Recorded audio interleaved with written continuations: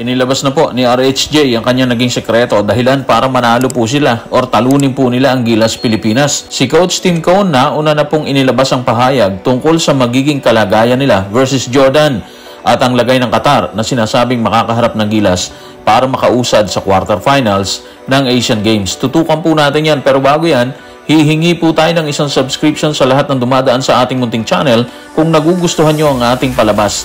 Kung medyo mabigat ang subscription, siguro kahit isang like at isang share na lang po yan. Okay na po ako dyan.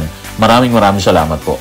Bago pa maganap ang bakbakan ng Gilas at Jordan, may pahayag na po si Coach Tim Cone na tila pangitain ng magaganap sa nasabing bakbakan.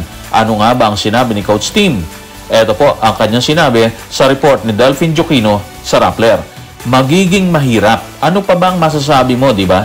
Ginulpi nila ang Thailand ng 37 points at tinalo lang natin ang Thailand ng 15. Kaya kung titingnan mo, wala tayong chance. Kita nyo hindi pa sila naghaharap. May pahiwatig na po si Coach Tim Cone na mahihirapan po or mahirap para sa kanila na talunin ng Jordan, di ba? And moving forward, natalo nga po tayo by 25 points, 87-62. Ang bigat, di ba? Kung anong tikas ang pinakita po ng Gilas sa bakbakan versus Thailand, kahit nag-struggle sila sa pagbuslo ng mga panahon na yon, kabaligtaran naman po nangyari versus Jordan. Hindi natin na-sustain ang kaganapan ng third quarter kung saan nakatabla pa po tayo, di ba? Sino-sino nga ba ang kumatay sa Gilas at bakit gano'n na lang ang pagkatalo ng grupo ni Coach Tim Cone? Unang-una sa lahat, kumamada si RHJ ng 24 points kahit nag-struggle po siya sa unang round ng bakbakan. Si Mustafa, kumamada rin po siya ng 17 points. Si Sai, meron po siyang 12 points. Si Buhanon, meron po siyang 10 points. At si Alduairi, pumukol po ng 10 points. Ibig sabihin, 5 po yung pumutok sa kanila at ahasang nag-ambag ng kanilang puntos, di ba? Bukod pa po dyan, yung swerte po na sumapi po sa kanila kasi kahit mahihirap na tira, nakakalusot pa rin, di ba? Kung 5 sa parte ng Jordan ang pumutok at nanalasa sa loob, ilan naman sa parte ng Gilas Pilipinas? Well, sa Gilas, meron po tayong 2 na nagkaroon ng double digit. Sila po ay si Justin Brownlee na kumamada ng 24 points. Si Scotty Thompson, meron din po siyang 11 points. Ang laki ng pagkakaiba, di ba? 2 sa Gilas, samantalang 5 dito sa Jordan yung nag-double digit. Hindi pa po kasama dyan yung mga assists, rebounds at steals. Puntos pa lang po ang pinagbabasehan po natin dito, di ba? Asan ngayon si Calvin Aptana, Junmar Fajardo at maging si CJ Perez na malimit pumutok sa bakbakan na sinasandalan ni Coach Tim Cone. Si Aptana, hindi po siya nakascore. 0 po ang kanyang naitala dyan. Si CJ Perez, meron po siyang 5 points. Si Junmar Fajardo, meron po siyang 8 points. Sa mga nagdaang bakbakan, sinandalan po ni Coach Tim Cone ng 3 nabanggit pero kagabi po, nahirapan po talaga sila. Hindi sila nakapag-perform ng maayos. Actually, normal naman po yun Hindi naman kasi araw-araw magandang nilalabas ng performance sa isang player. Off night po nila yon. Pumupukpok naman kasi sila, di ba? Medyo malas lang po talaga Hindi talaga pumasok yung mga tira na dati, napakadaling pumasok. Kung naka 24 points si Justin Brownlee, ilan ang kanyang naitalang rebounds na dapat ay makatutulong dito sa kupunan. Ito po ang report ng CNN Philippines. Si Justin Brownlee na na-naturalize noong Enero ngayong taon ay umiscore ng 24 points at 2 rebounds. Imagine, 2 rebounds. Ganun katindi ang nangyari kay Justin Brownlee.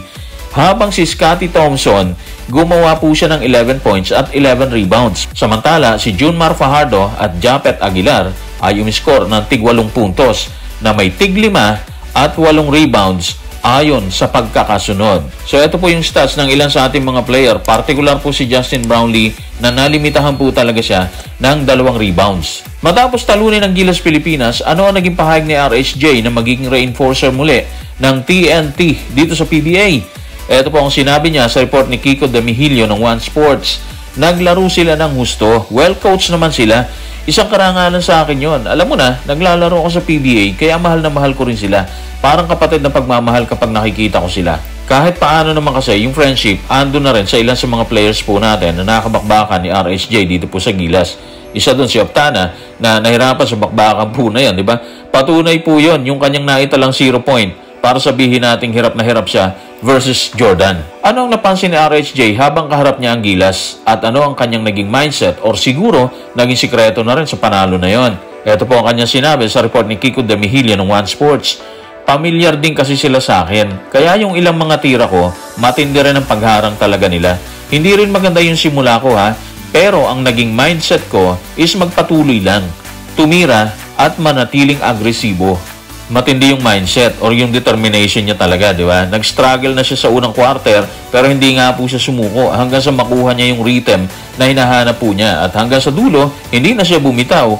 Dahilan para talunin ng Gilas ng 25 points. Ang bigat, di ba?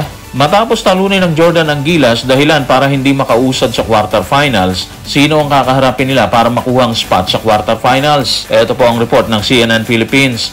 Kasunod ng pagkatalo, susunod nilang makakaharap ang bansang Qatar sa Oktubre 2 para mag-qualify sa quarterfinals. So ngayon, nakasentro na po ang atensyon ng Gilas Pilipinas, particular ang coaching staff sa Qatari Nationals. October 2 po yan, bukas po yan. Magandang abangan po natin, huwag po nating palagpasin. Kailangan po ng Gilas Pilipinas ang ating suporta kahit hindi po natin sila kasama or kahit hindi nila tayo kasama. Sa ngayon, ano nga ba ang estado ng Qatar sa Asian Games? Mapanganib ba sila para kabahan ang Gilas Pilipinas?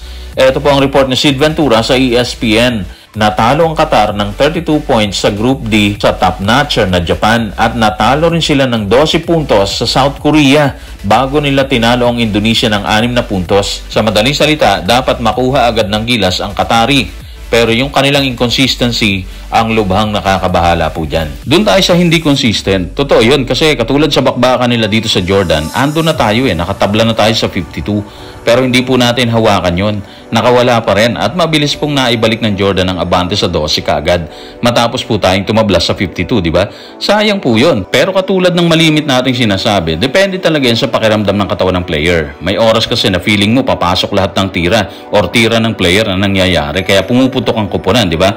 Sa kaso nila versus Jordan, wala yung pakiramdam na yun. Intimidated sila nung panahon na yun. So guys, ano man ang opinion po ninyo, pag-usapan po natin yan sa baba. Maraming salamat.